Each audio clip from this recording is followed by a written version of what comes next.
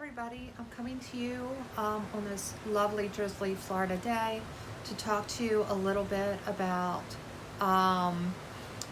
obsessive or ruminating thoughts and some simple tricks to help move past them so you can focus on your life and task at hand and kind of get in a little bit more positive headspace. So first of all, what are ruminating thoughts? Those are the thoughts that feel a little bit compulsive or obsessive, that interfere with your day-to-day work. It could be you're obsessively worrying or ruminating over an upcoming event or occurrence that hasn't happened, or you could be thinking about a past event and going over in your head what had happened, what you could have done differently, how it affected your life, and on and on and on. And these thoughts tend to go in a direction of either the past or the future, and both of which are something that really the thoughts aren't serving any purpose other than to stir up a little bit more anxiety in you. So when that happens, we all learn that one of the things that does not work is for us to tell ourselves to stop. Because as soon as you say, stop thinking about X, stop thinking about ice cream. All I'm going to think about is ice cream. So, there's a little bit of energy going on here. So it's important to really not try to block off anything that you're feeling, but kind of funnel it a little bit better. So one of the biggest tools that most therapists or coaches really ask you to try out first is journaling. And journaling is a way for you to capture that thought, because one of the things that you're doing when it's replaying in your head over and over again, part of you thinks that story, that retelling of that story or rehashing that event or going over that possible scenario, is some part of you thinks it's very important that you get this. So if you write it down, then subconsciously oh, I get it. I'm not going to forget it. I don't need to keep telling myself over and over again. So we really, we as in most coaches and therapists recommend that you start getting into the practice of journaling. And journaling for me, to be honest, is hit or miss. I don't always journal. I don't journal like religiously every day. I tend to be more of when thoughts cross my mind and they're there, whether they're good or bad. I could be having like so many ideas coming that I feel the need to journal. I feel the need to write it down.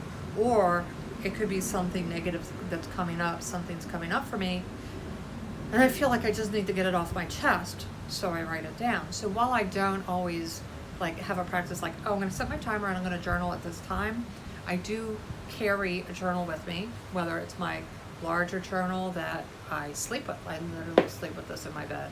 This is with me all the time around my house. I don't always carry it with me when I'm out because it's not always practical. So for that, I have a smaller journal. I have a smaller journal that I carry with me, and maybe I have it in my glove compartment, and I just have something to write down as thoughts come in, so I don't have to keep replaying it over in my head so I don't forget. I write it down, and I know I can refer to it when I need to. I've also recently gotten into the practice of journaling on index cards.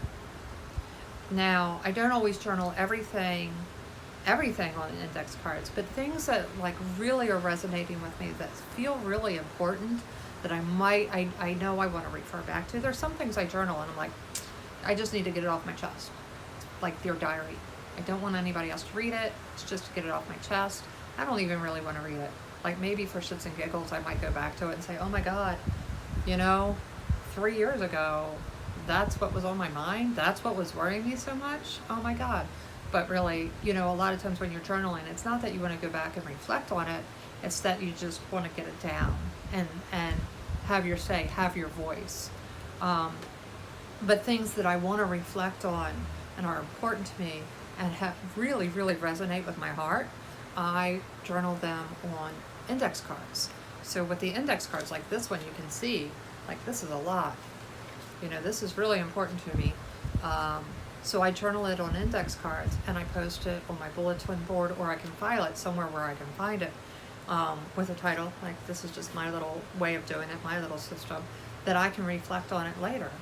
And it also works for something like if you're working on a big project, index cards or post-it notes or something that works along with your journal system is important when ideas come or worries come or whatever it is. And you know, often what I do is I just keep both post-it notes and index cards in with my regular journal, and I can use both.